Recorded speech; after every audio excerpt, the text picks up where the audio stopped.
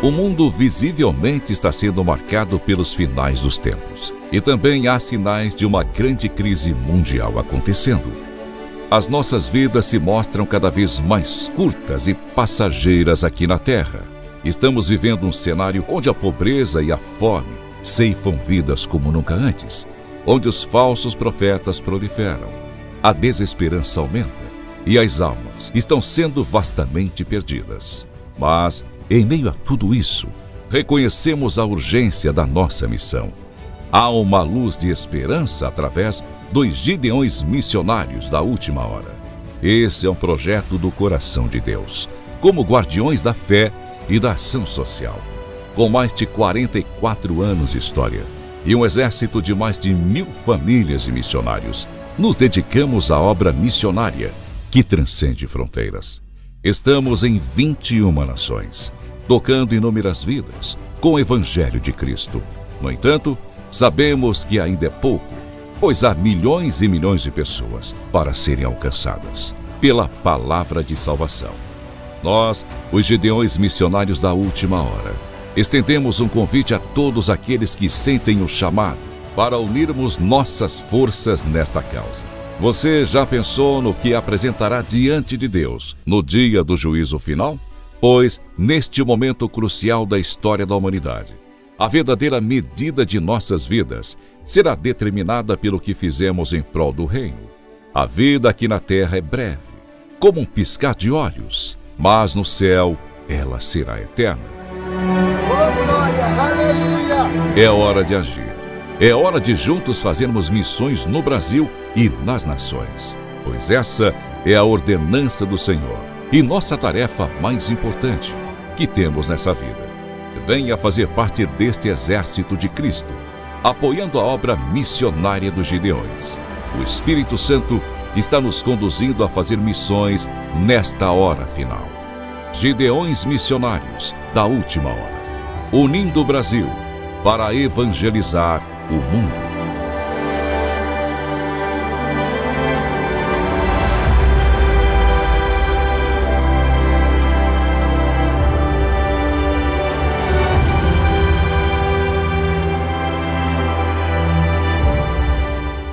Graças a Deus. Meus irmãos, minhas irmãs, com alegria, eu cumprimento a todos com a paz do Senhor. Podeis tomar assento, irmãos, muito obrigado. Antes que eu leia o texto sagrado e com alegria passe a compartilhar a palavra que o Senhor tem colocado no meu coração para esta noite tão especial de domingo, eu quero que os irmãos saibam de minha alegria, minha gratidão a Deus pelo privilégio que Ele, por sua graça, concede a mim, à minha esposa Joselma, de mais uma vez estarmos em Camboriú para a 39ª edição deste congresso que tem, ao longo da história, abençoado inúmeras, incontáveis vidas, e para nós é um privilégio. Estar nos Gideões é sempre uma honra, é sempre um privilégio. E eu quero agradecer a Deus por este privilégio. Também em público eu manifesto a minha gratidão a Deus pela vida do presidente da igreja em Camboriú e também dos Gideões missionários da última hora, pastor Zilmar Miguel, sua esposa missionária Inês. Manifesto aqui o meu respeito, a minha admiração e a minha oração, pastor Zilmar, é que o Deus desta igreja permaneça a lhe preservar com graça, com saúde, e que o trabalho de suas mãos continue sendo confirmado pelo Senhor. Também agradecer ao pastor Adriano, que Deus em Cristo o abençoe junto de sua família. Também pastor Wesley, pastor Silas, que Deus em Cristo os abençoe. Uma alegria estar aqui com nosso amigo pastor Reginaldo Ribeiro, sua esposa, Pastor Reginaldo é um companheiro que juntos trabalhamos ali em São Paulo, ao lado de nossos pastores, pastor José Wellington e pastor Wellington Júnior, que faço questão de registrar aqui também. Que Deus em Cristo o abençoe.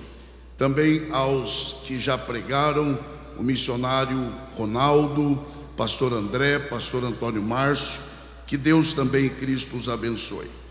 Pastor Gilmar, se o senhor me permite, eu também estou acompanhado de 2 obreiros de nossa igreja ali em Mogi das Cruzes. Eu tenho a alegria de, ao lado de minha esposa, pastorear o setor em Mogi das Cruzes, que é ligado ao Ministério do Belém, e eu tenho a alegria de ter aqui os nossos irmãos, o pastor Leonardo e o pastor Gerson. São obreiros ali, pregadores da palavra, homens comprometidos com a igreja, com a família e com o ministério que Deus tem confiado a cada um deles. Deus abençoe. Muito obrigado. Eu preciso perguntar isto aqui, preciso mesmo. Quem aqui de verdade quer continuar ouvindo Deus falar, diga amém. Que bom. Abra sua Bíblia, por favor, no livro dos Salmos.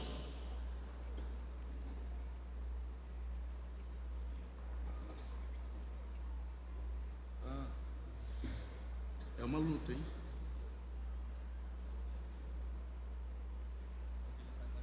É de Deus. Quando você encontrar o livro dos Salmos,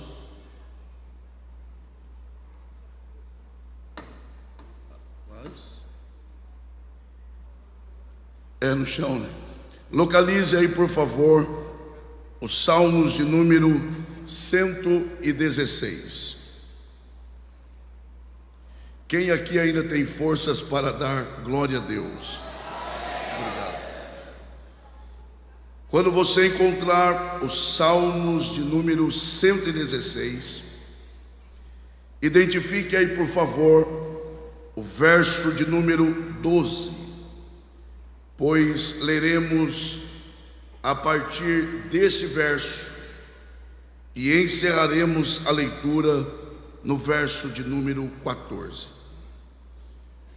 Os irmãos e as irmãs que encontraram Salmos de número 116, do verso 12 ao 14, por favor, se manifeste dizendo graças a Deus. A palavra do Senhor diz assim a nós: que darei eu ao Senhor por todos os benefícios que me tem feito? Tomarei o cálice da salvação e invocarei o nome do Senhor. Pagarei os meus votos ao Senhor agora, na presença de todo o seu povo. E só os que podem digam amém. Muito obrigado. Os que estão em pé podem tomar assento, e que Deus, por graça, mais uma vez abençoe a exposição de sua palavra. Este é um salmo com o qual nós, em certa medida, estamos extremamente familiarizados. Este é um salmo que nós podemos chamá-lo de um dos salmos clássicos da Bíblia, por se tratar de um daqueles salmos mais lidos, conhecidos, amados, e por que não dizer, um dos salmos também mais pregados pelos pregadores. Aliás, eu diria que esse é um salmo extremamente usado em reuniões festivas. É normal em um culto de ações de graças, ou até mesmo na passagem ou na despedida de um ano que se encerra e a chegada de um novo ano. Esse é um salmo que nós usamos amplamente. Então, eu abro a minha participação nesta noite reconhecendo e afirmando que eu sei que esse é um salmo com o qual nós estamos acostumados. Porém, se nós queremos de verdade, pelo menos tentar aqui entender primeiro por que esse salmo está aqui e está aqui desta forma. Qual é ou quais foram os motivos pelos quais o Espírito Santo inspirou, guiou, moveu o salmista a escrever estas palavras e desta forma? Em segundo lugar, se queremos identificar também os objetivos pelos quais esse salmo foi escrito, é preciso trilharmos pelo caminho correto da interpretação desse salmo. E eu preciso, aliás, nós precisamos atentar para o fato de que é preciso considerar que quando você se aproxima de um dos salmos na intenção de interpretá-lo, é preciso levar em conta que a forma de interpretar um salmo não é a mesma forma que se interpreta uma carta. Por exemplo, o Salmo 116 não pode ser interpretado da mesma forma que você interpretaria uma carta do apóstolo Paulo.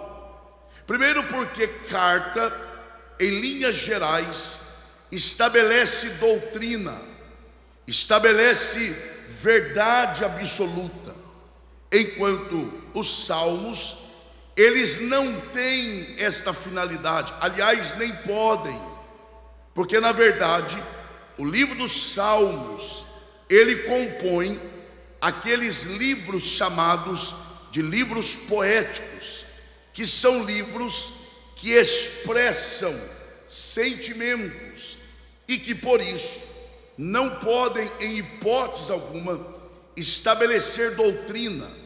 Os irmãos imaginem se nós tomássemos o livro dos Salmos como fonte de doutrina e levássemos em conta o verso de número 11 deste mesmo salmo, quando o salmista diz que na sua precipitação ele disse: todo homem é mentiroso. Se fizéssemos disso uma doutrina, então nenhum homem prestaria, todo homem seria engano. Imagine também se tomássemos o livro dos Salmos como fonte doutrinária e levássemos em conta aqueles salmos nos quais o salmista pede para Deus matar os seus inimigos.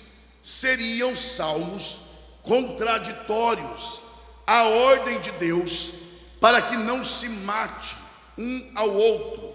Eu estou tentando dizer que a maneira de nós interpretarmos os salmos não é a mesma maneira de se interpretar um outro livro da Bíblia.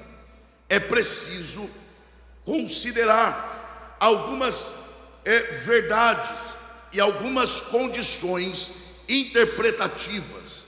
E aí, para avançarmos, é preciso levarmos duas coisas em consideração. A primeira, quando nós temos o Salmo 116 diante de nós, é preciso levar em conta qual é a natureza desse salmo, isto é, qual é o caráter desse salmo, do que esse salmo está tratando, do que o salmista está falando, qual é a fonte, a essência, a natureza desse salmo. Em segundo lugar, é preciso também identificar o contexto histórico. Todo salmo, ele foi uma expressão de sentimentos a partir de uma realidade histórica.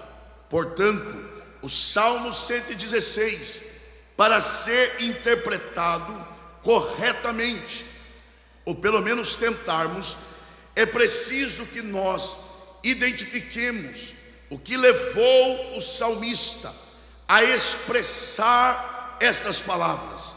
Então, em primeiro lugar, o Salmo 116, ele é um salmo cuja natureza é de gratidão. Isto mesmo, o Salmo 116, ele é um salmo de ações de graças. Se você ler o Salmo 116 todo, você perceberá que o salmista está expressando, exprimindo, reconhecendo que tem motivos para agradecer a Deus. O Salmo 116 é o salmo da gratidão. O salmista está usando esse salmo para expressar o quão grato ele era por tudo o que Deus havia realizado em sua vida até aquele momento. Em segundo lugar, o Salmo 116, não é possível identificarmos exatamente o contexto histórico.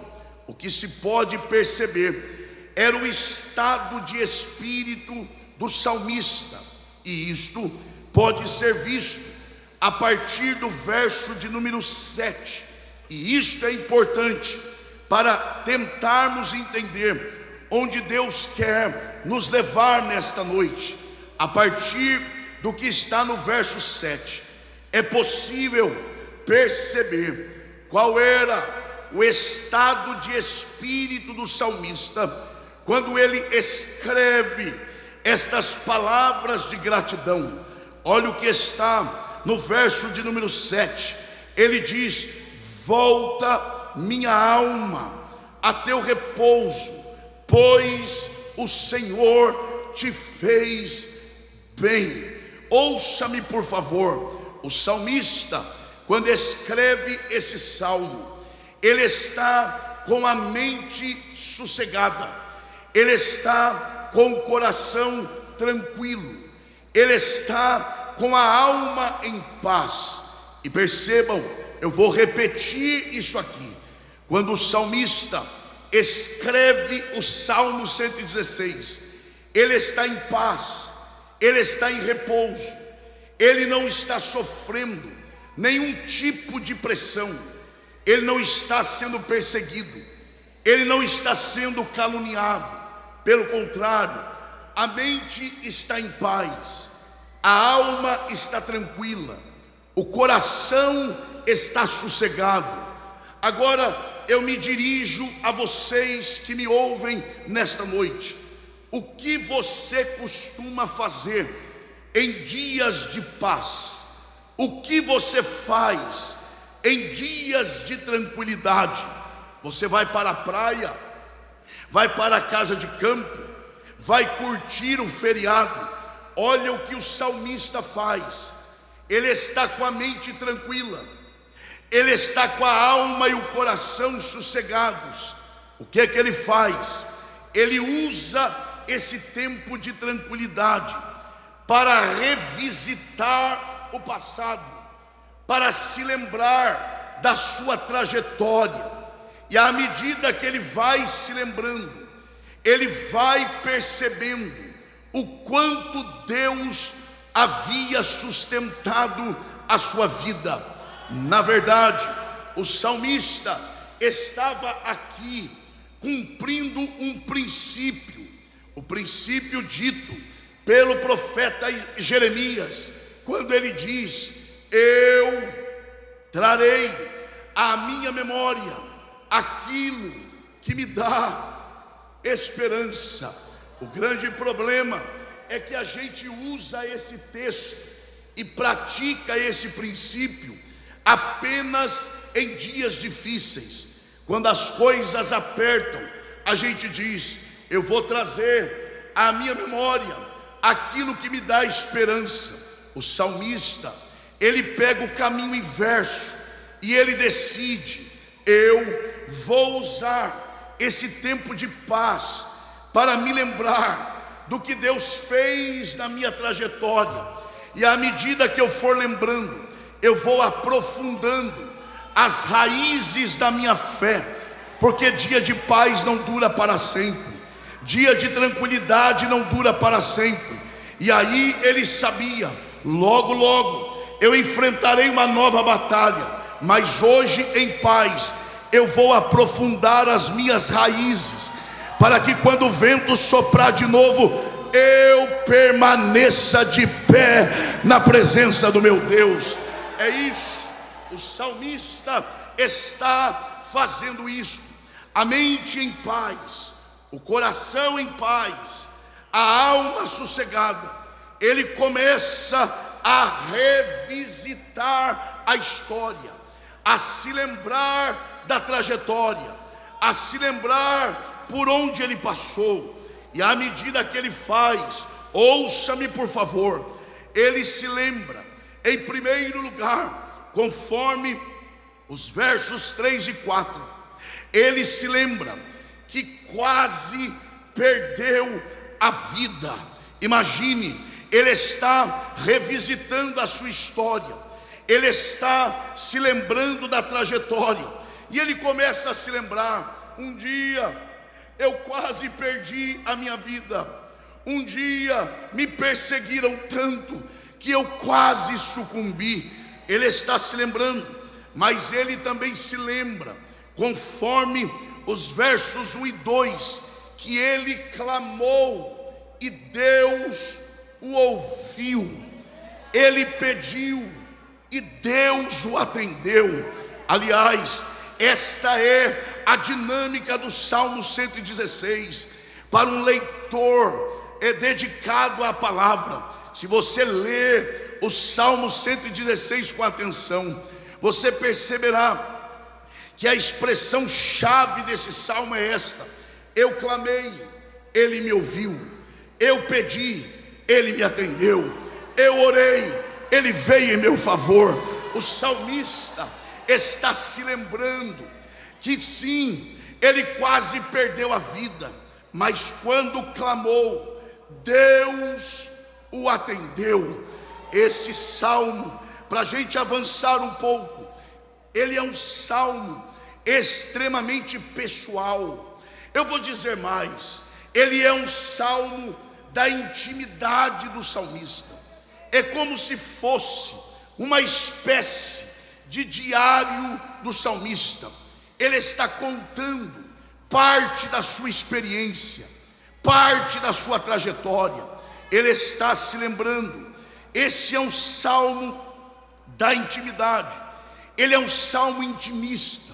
Isso é tão verdade que, se você perceber aí, o verbo na primeira pessoa é usado mais de 30 vezes somente nesse salmo. E mais, o salmista estava tão em paz que, à medida que ele escreve esse salmo, ele vai importando partes de outro salmo para dentro desse salmo. É por isso que ele tem uma semelhança muito profunda com o salmo de número 40. O salmista está em um momento de sua intimidade. À medida que ele se lembra, preste atenção nisso, à medida que ele se lembra da sua trajetória, ele toma 3 conclusões. Diga bem forte: 3 conclusões. Não, isso não é forte não, vai lá, diga: 3 conclusões. A primeira conclusão que o salmista toma, a partir do momento em que ele se lembra de sua trajetória, ele toma a seguinte conclusão: primeira, eu não posso confiar em mim mesmo. Segundo, eu tenho que ter cuidado quando o assunto é confiar nos outros, mas quando o assunto é confiar em Deus, eu posso descansar plenamente nele. É isso, o salmista, ele tira essas 3 conclusões. Primeira, quando o assunto é confiar em mim mesmo.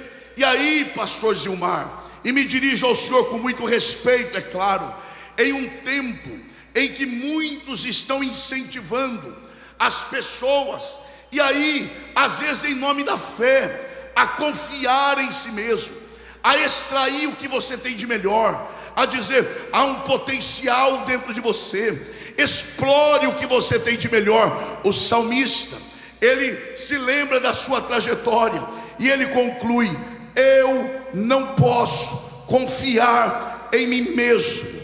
Segundo, quando o assunto é confiar nos outros, eu tenho que ter os 2 pés atrás. Agora, a minha experiência me garante, quando o assunto é confiar em Deus, pode se entregar de corpo, alma e espírito, porque Ele nunca falhou em uma de suas palavras. Quem aqui quer se unir ao salmista e reconhecer que vale a pena confiar em Deus, levante a sua mão e dê o melhor glória a Deus que você já deu aqui nessa noite.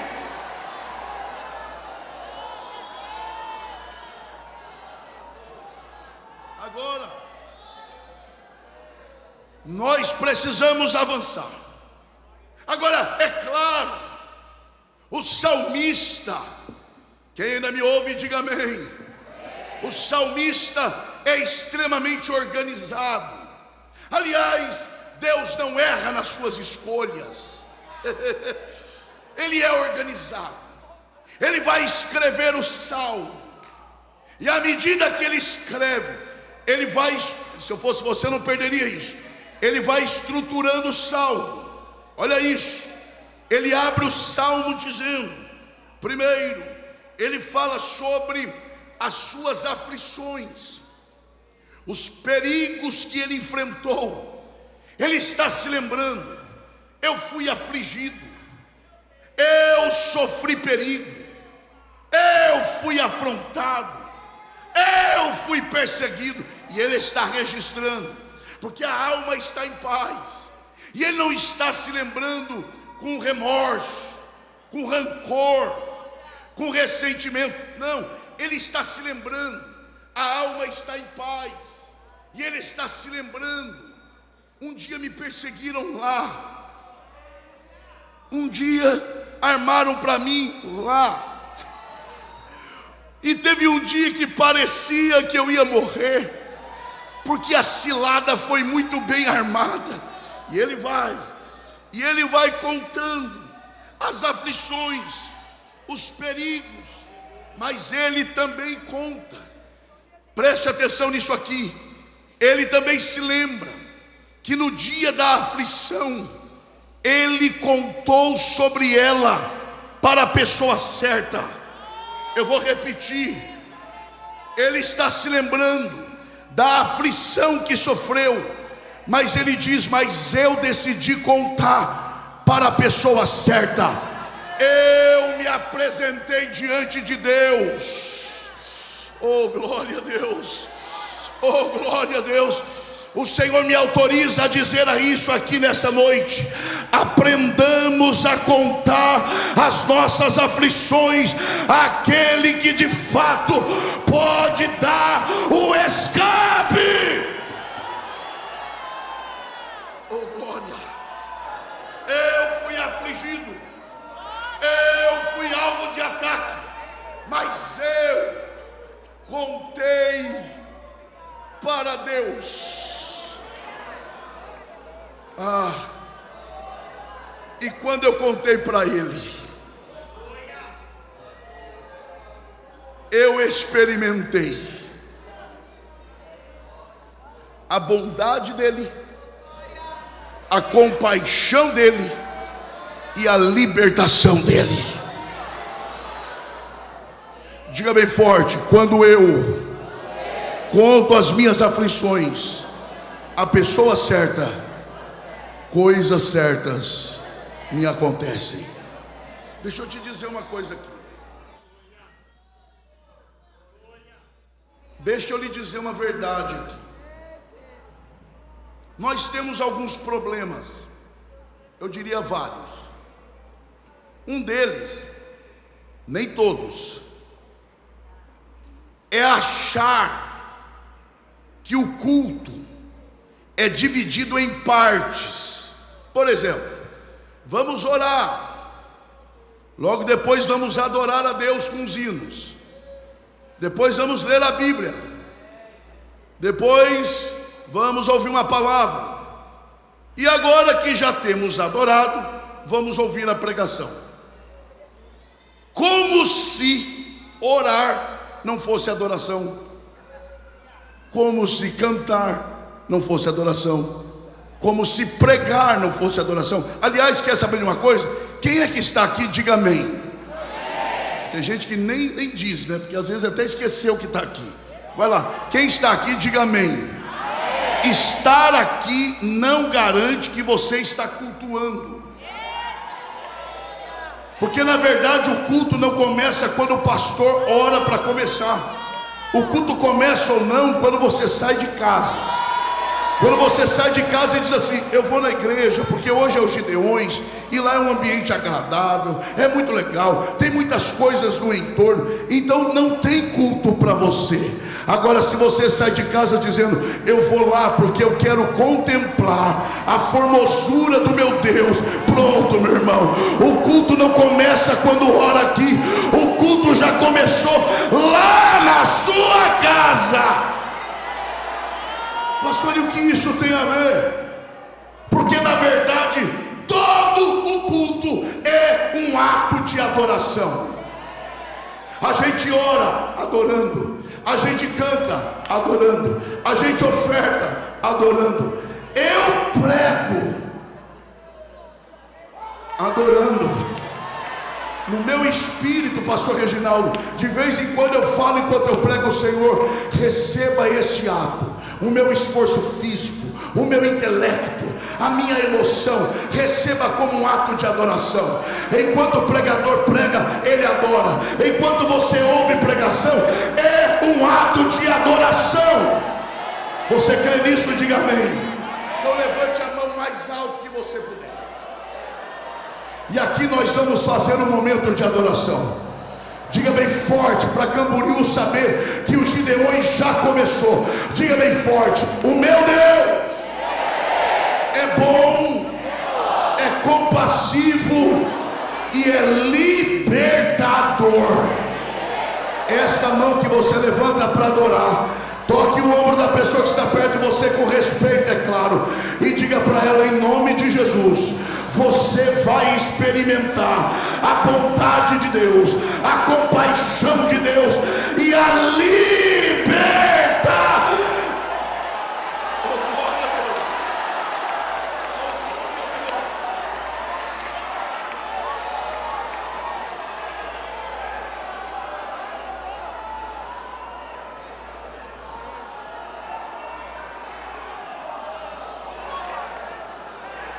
Nós vamos chegar lá. Nós vamos chegar lá.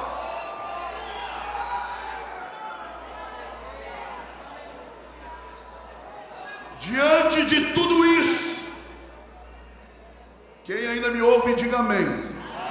Diante de tudo isso, o salmista agora, que se lembrou, revisitou o passado, tirou 3 conclusões, estruturou o salmo, experimentou a bondade, compaixão, libertação. Olha o que ele faz agora. Ele começa a escrever algumas decisões que ele tomou para viver a partir daquele dia. Deixa eu tentar dizer de outra forma. O senhor é um gestor, o senhor sabe. É aquilo que a gente diz de depara. Como estava, como está e como estará. Olha o que Olha o que o salmista fez. Olhou para o passado, se lembrou do que experimentou, o cuidado de Deus. Como estou e como decido viver a partir de hoje, em resposta ao que Ele fez por mim. Olha isso. Como é que Ele decide viver? Eu estou aproveitando esse tempo de paz na alma para me lembrar da bondade de Deus.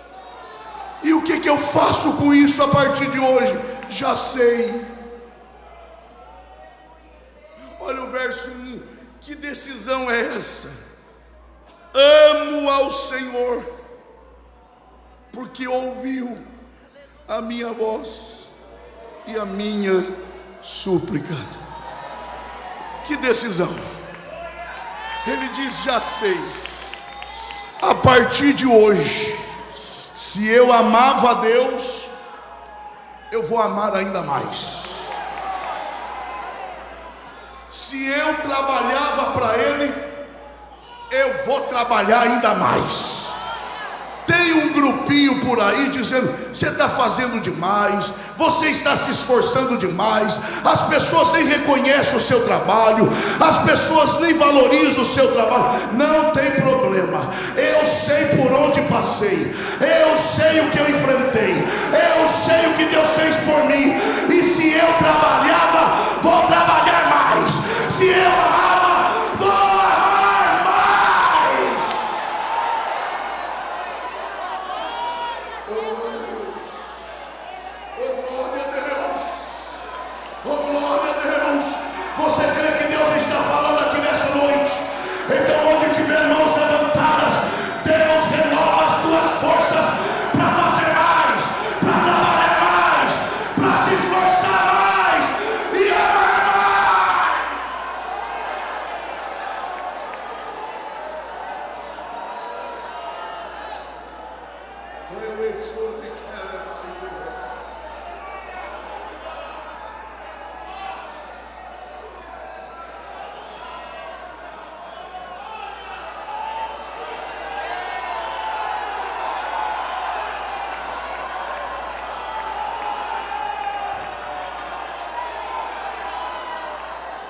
Segunda decisão. Primeira é: vou te amar mais, vou me entregar mais, vou me gastar mais. Mas esse negócio de ministério está acabando com você, então vai acabar mais. A ingratidão está acabando com você, pois então vai acabar mais, porque não vou parar. Hoje o Senhor está me fazendo lembrar por onde passei e o que Ele fez.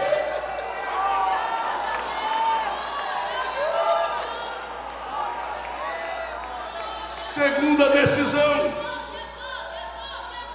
com base na experiência lembrada, verso 7: descansarei ainda mais nele. Faça assim, por favor, ó. Faça assim, ó. Pode fazer. Respire fundo, vai lá. Descanse mais. Desacelera. Tranquiliza a mente. Ele não cuidou de você ontem. É isso que o salmista está fazendo. Se Ele cuidou de mim ontem, para que me desesperar hoje? Eu vou me lançar mais aos seus braços. Eu preciso adiantar.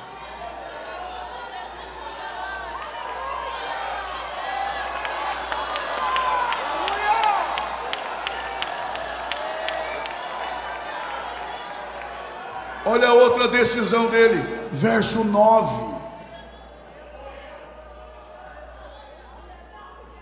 Olha o verso verso 9. Olha a outra decisão: andarei perante a face do Senhor na terra dos viventes. Ele decide: vou andar ainda mais na presença dele. Olha a outra decisão: vou pagar os meus votos, vou ser ainda mais fiel. Não vem me dizer que esse púlpito é como qualquer outro, porque não é. Não é. Não vem com essa história. Os olhos se voltam para cá. E a gente tem que aproveitar esse momento para falar a verdade da palavra. Porque é daqui que sai cura para muita gente. Então vai lá. E aqui eu vou demorar uns 5 minutos. Olha a outra decisão que ele toma. Verso 2. Aqui nós vamos devagar. Porque inclinou para mim os seus ouvidos. Portanto, olha que decisão: invocá-lo-ei enquanto viver. Vamos na prática. Porque ele me ouviu ontem, é agora que eu vou orar mais. Mas vamos ser sinceros aqui. Esta não é a nossa tendência. A nossa tendência, quando a nossa oração é respondida, é relaxar. A gente faz até culto de ações de graça. E o que é que tem culto de ações de graça de pentecostal? Oração, hino, testemunho, e termina como? Bolo e guaraná. O bolo é mais glacê do que qualquer outra coisa. E o guaraná, não vou nem falar a marca. Porque quando a gente recebe o que pede, a nossa tendência é relaxar, vamos desfrutar. Pois o salmista faz o contrário. É exatamente porque ele respondeu minha oração que agora eu vou orar mais. E aí, meu irmão, eu me lembro de um personagem da Bíblia. Tiago capítulo 5, versículo 17. Elias, presta atenção aqui. Elias, quem foi Elias? Elias não foi um profeta. Elias foi o profeta. Ele é tanto o profeta que no Monte da Transfiguração, quando Jesus teve o seu rosto ali glorificado, transfigurado, quem é que aparece ali? Moisés representando a lei e Elias representando porque Elias é o grande representante dos profetas. Não é à toa que João Batista veio no espírito de Elias, que Elias é o profeta. Só um detalhe de Elias: Elias era tanto o profeta que ele dominava 2 elementos: o fogo e a água. E ele dominava tanto que fogo na água não apagava, pegava mais fogo ainda. E não é água no fogo, é fogo na água. Põe água que vai descer fogo e vai apagar o fogo que nada, é aí que vai pegar mais. Esse é Elias, para não falar outras coisas. Mas inspirado pelo Espírito. Olha a descrição que Tiago faz dele. Dentre tantas coisas, Elias é descrito como: Elias era homem. Ah, pastor, mas ele era um homem diferenciado, fora da curva, acima da média. Para não ficar dúvida, Tiago ainda diz: Elias era homem sujeito às mesmas paixões que nós. Olhe para quem está ao seu lado e diga assim: Elias era igual a você. Sabe qual a diferença de Elias? É o que vem agora. E orou. E porque orou, Deus fechou o céu. E por 3 anos e meio não choveu. Para lá, pera lá. Ô meu irmão, imagine ficar 3 anos e meio sem chuva. Você acha isso bom ou ruim? Está em dúvida? Vai lá. É bom ou ruim? É péssimo. Imagine o povo. Por que não está chovendo? O culpado é um homem aí. Quem? Ele vai passando lá. Aquele? É. Mas por que ele é culpado? É porque ele tem uma chave que quando ele usa, ele é capaz de fechar o céu pelo lado de dentro. Mas o detalhe é agora. Aí Tiago diz: e passados 3 anos e 6 meses, Elias orou. Aqui está o segredo. Outra vez. E porque orou outra vez, Deus abriu os céus e a chuva voltou a cair. Você crê que Deus está falando aqui nessa noite? Elias está na mesma linha do salmista que diz: porque ele atendeu a minha oração ontem, é por esse motivo que eu vou orar hoje de novo. Elias entendia que a resposta da oração de ontem não é garantia da resposta de hoje. Por isso a palavra de Deus para nós da igreja brasileira é: ore outra vez, e depois outra vez, e depois e outra vez, e outra vez. Ore de novo, ore de novo, ore de novo. Onde está a mão que você levanta para adorar ao Senhor? Toque a pessoa que está no seu lado e diga: a ordem é: ore de novo.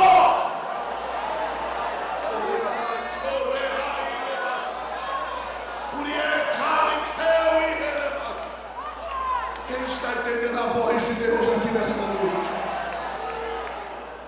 É orar de novo. Eu não vou cansar vocês.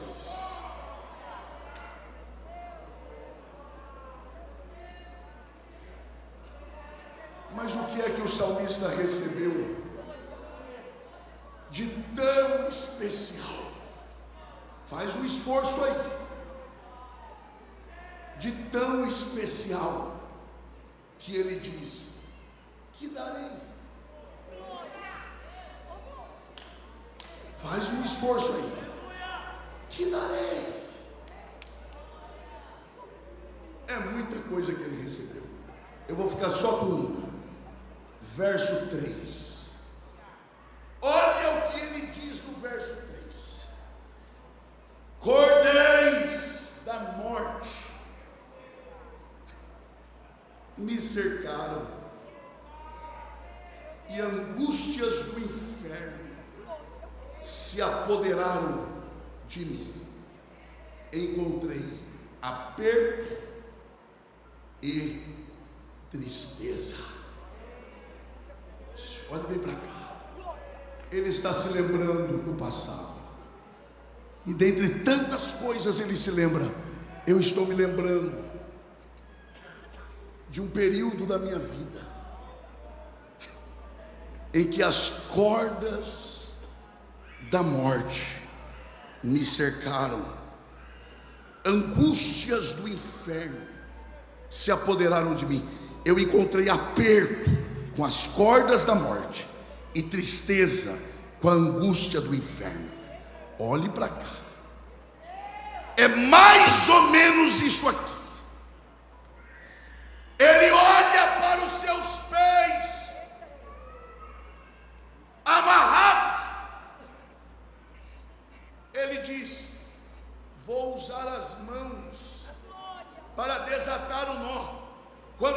olha para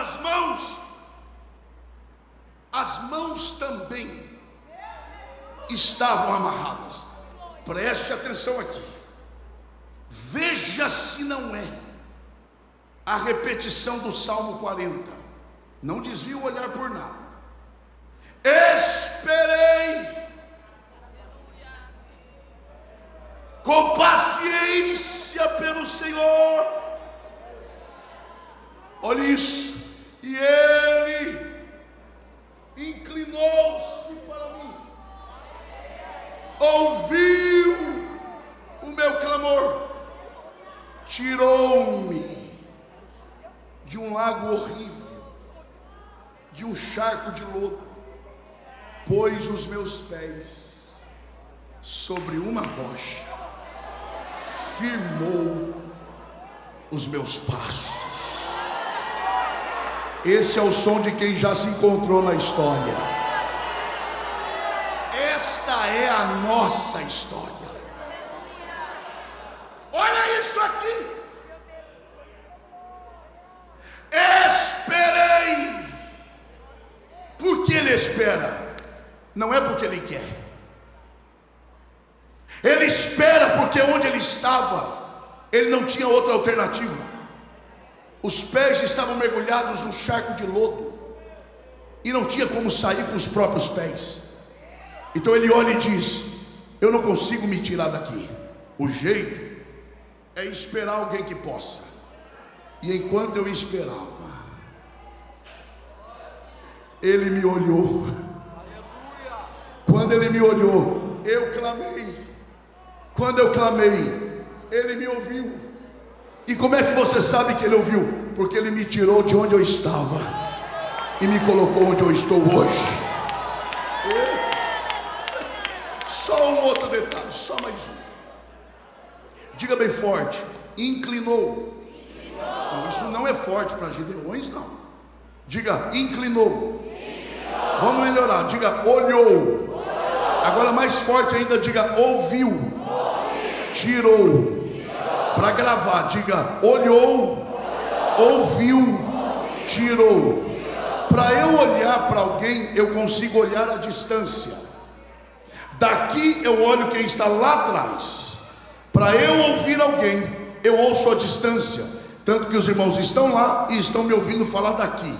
Agora, para eu tirar alguém de lá e colocar aqui, não pode ser a distância. Eu tenho que sair do meu lugar. Eu tenho que ir até lá, entrar onde a pessoa está, estender a mão e tocar para tirar. É isso que o salmista falou. Ele me olhou de longe, ele me ouviu de longe, mas de repente ele começou a se mover do lugar que ele estava. Ele veio no lamaçal que eu estava. Ele colocou a mão na lama, não se sujou, me tirou de lá e colocou os meus pés.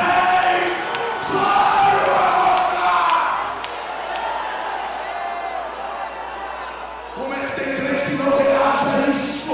Essa é a tua história, essa é a nossa história.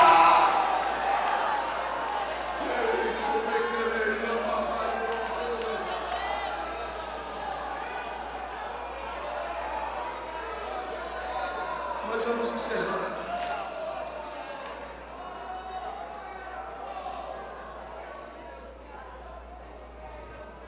Me tolere mais 5 minutos.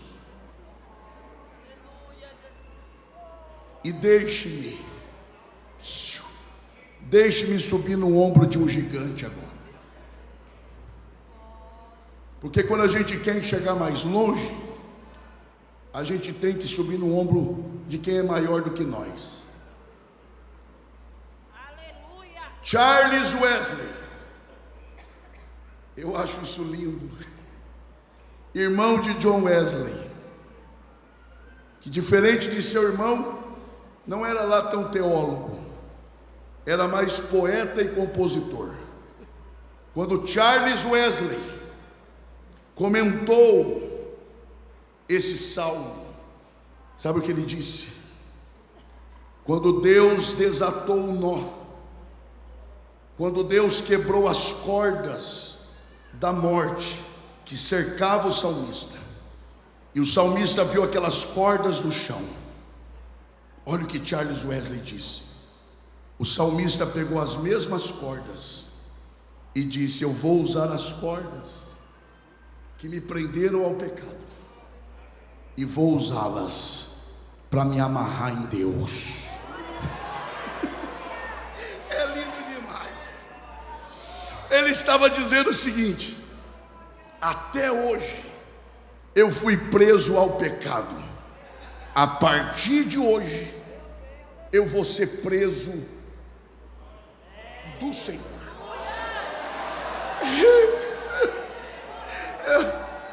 É o verso 9: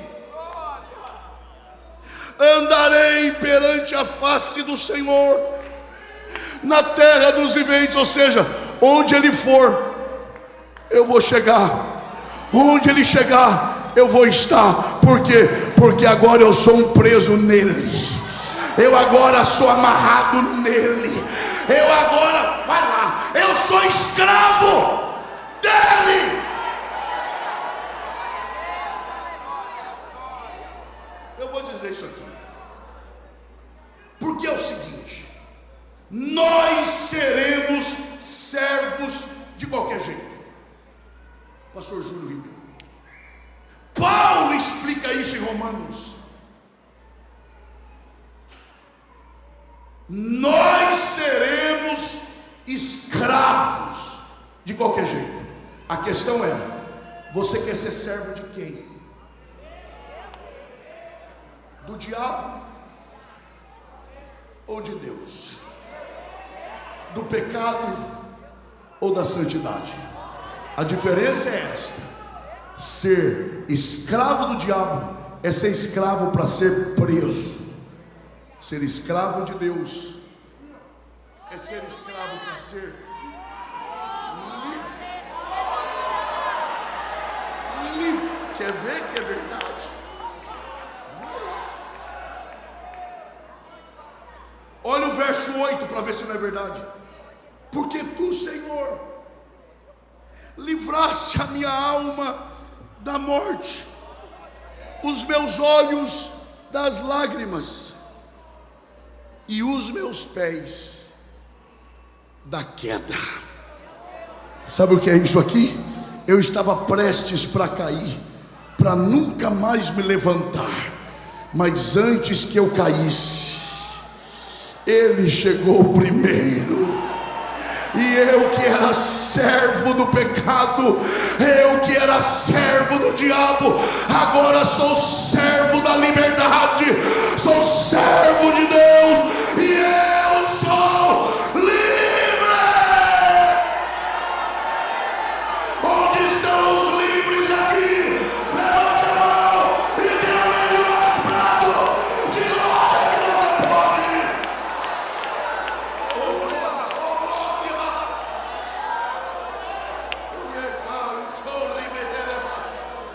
Eu vou encerrar aqui. Aí tá bom de pregar aqui. Vou encerrar aqui. Quer ver que é verdade? Eu estou no meu horário. João 10, versículo 9. Jesus dizendo: eu sou a porta. Uau, meu Deus. Imagine um prédio em chamas e você dentro dele. Tudo que você quer encontrar é o quê? Uma saída. Jesus diz: eu sou. Eu sou a saída. Eu sou a luz piscando e dizendo: saída de emergência, porta de escape, porta de saída. Quem já entrou por esta porta, levante a sua mão.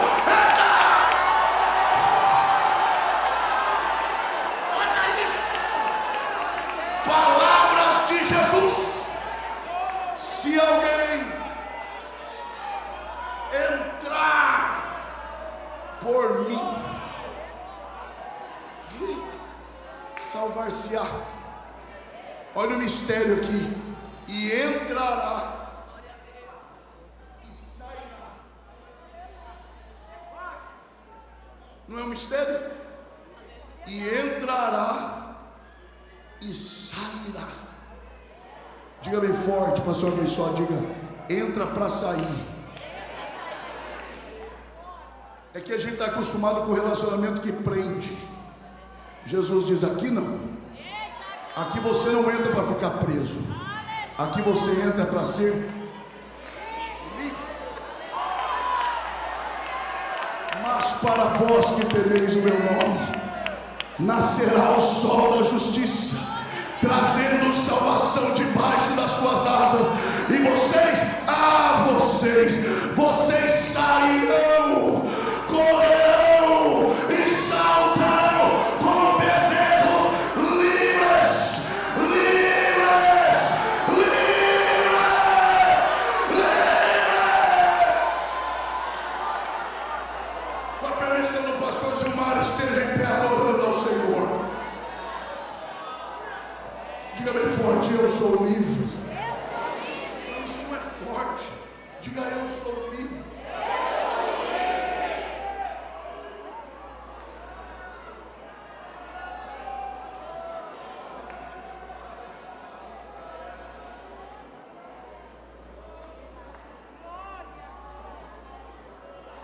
O que é ser livre? Ser livre não é ter liberdade para fazer o que quer.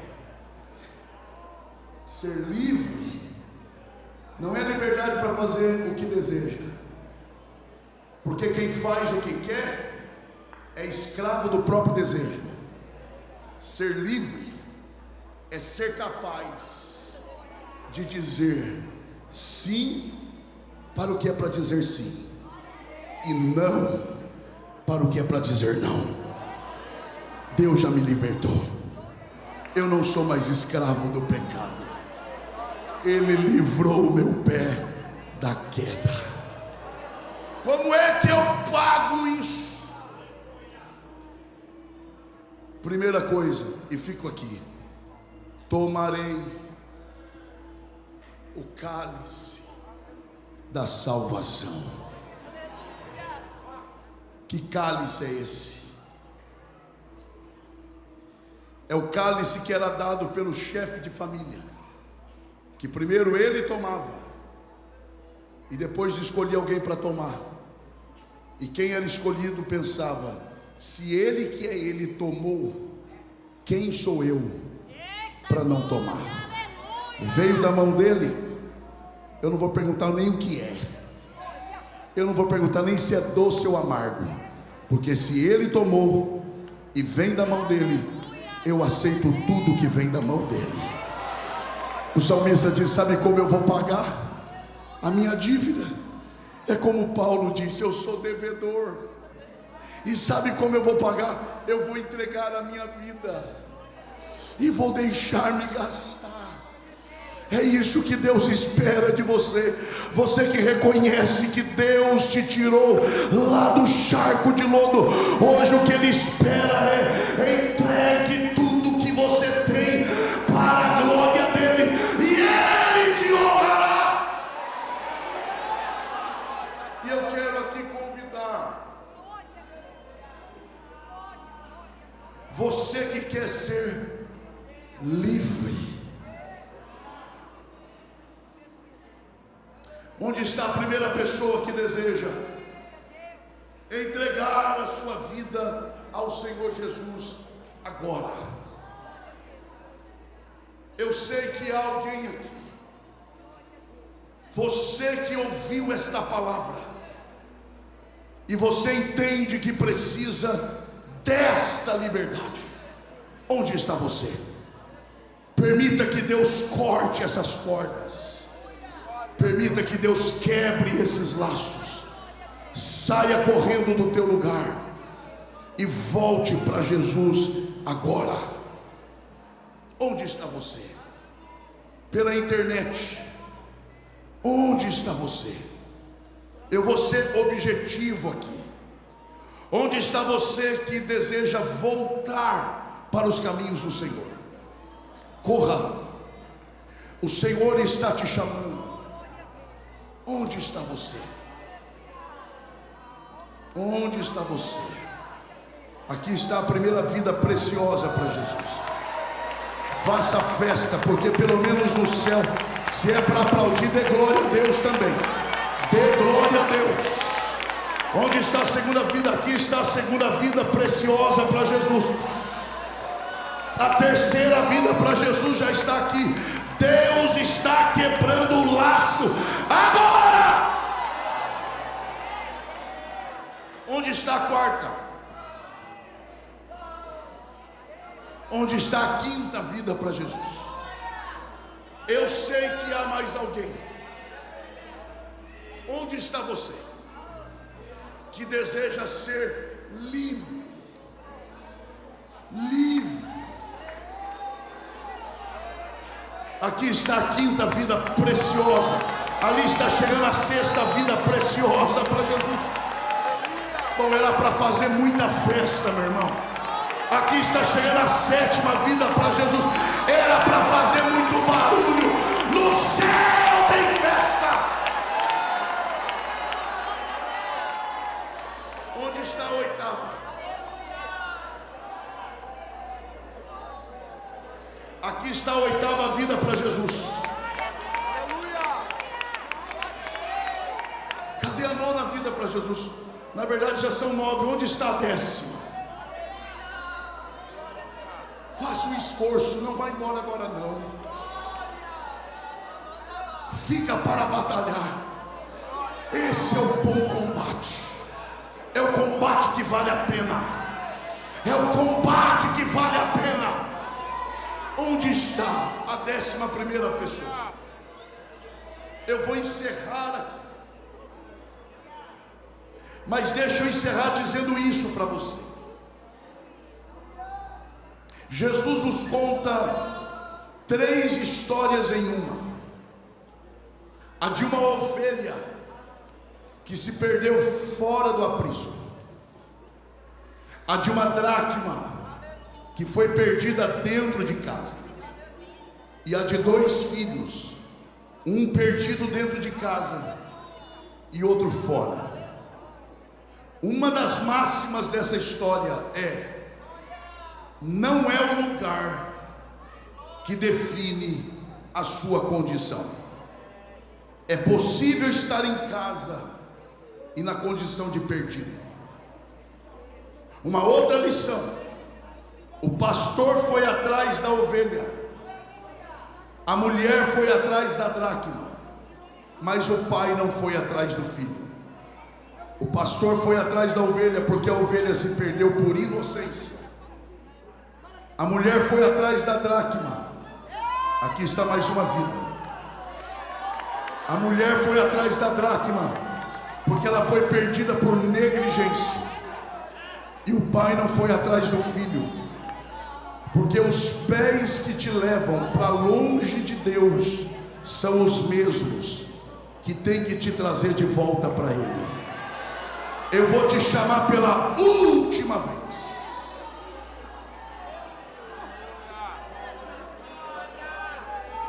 Este laço que te prende no teu lugar, isso, venha. Deus já quebrou o laço. O diabo não vai cirandar com a tua história, não vai. O diabo não vai manchar a tua história, não vai. Deus reescreve a tua história hoje. Eu te chamo a última vez. Existe aqui mais alguém que precisa se reconciliar agora. Eu te dou 40 segundos.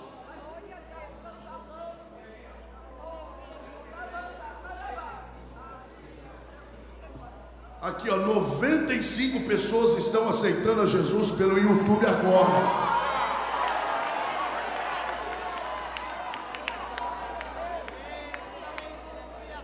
Você tem 15 segundos.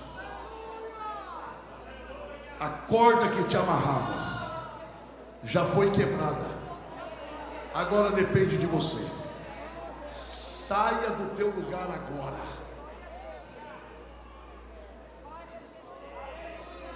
Deus quer enxugar os teus olhos e te livrar da queda. A igreja está feliz por essas vidas. 95 mais 12, 107. Vale o glória a Deus por isso. Vale o glória a Deus por isso. Já foi para 118 na internet. Com mais 12, 130. Vale o glória a Deus por isso. Pastor Gilmar, eu respeito o senhor demais. E é justamente por eu respeitá-lo que eu acho que quem tem o direito de orar por essas vidas é o senhor. Estou com muito respeito. Eu quero pedir que o senhor nos conduza nesta oração em favor dessas vidas.